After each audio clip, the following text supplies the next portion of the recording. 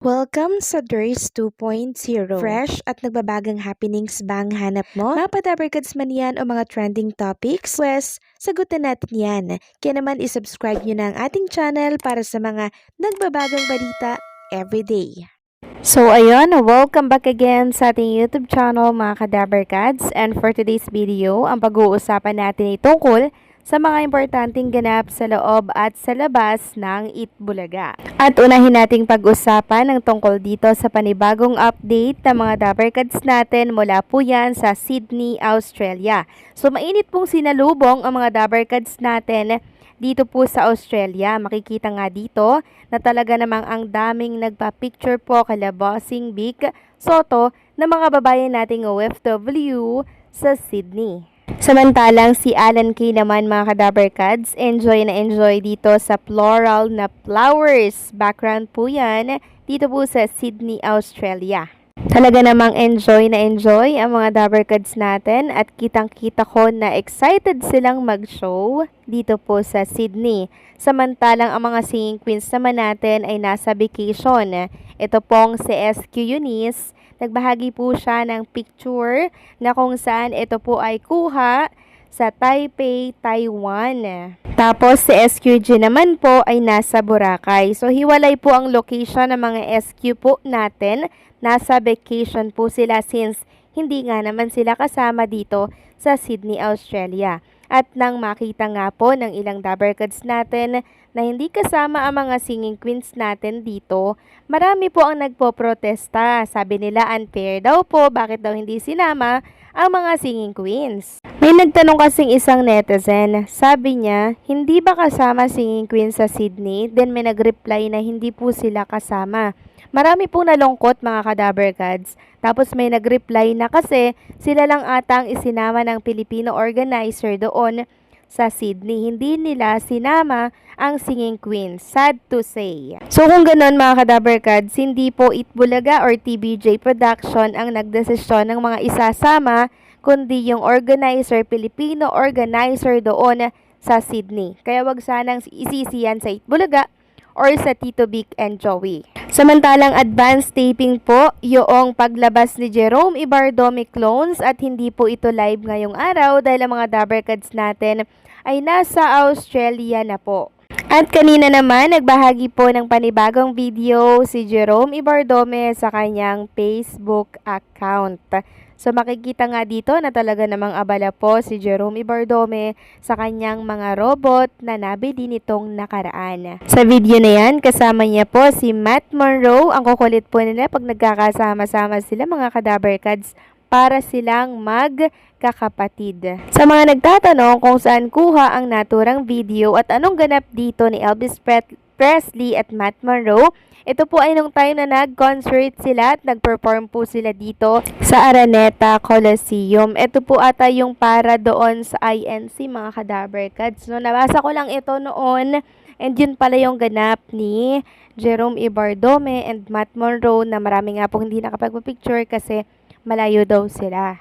Samantalang ipapakita ko lang sa inyo mga kadabarkads, itong gawa po ni Lucky na para pong sketch or drawing po ito ni Elvis Presley or Jerome Ibardome.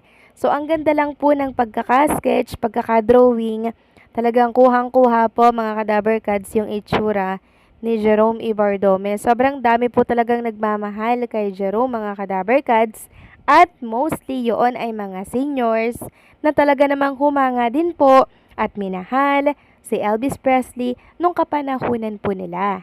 Next topic naman, pag-usapan natin mga kadabarkads ang tungkol dito sa pagpunta nitong si Jerome Ibardome.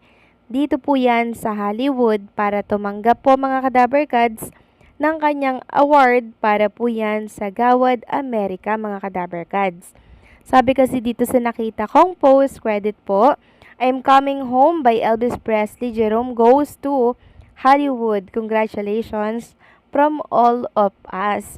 So, ibig sabihin ito, pupunta po si Jerome Ibardome sa ibang bansa para doon tumanggap ng kanyang award. Naku, abangan natin yan.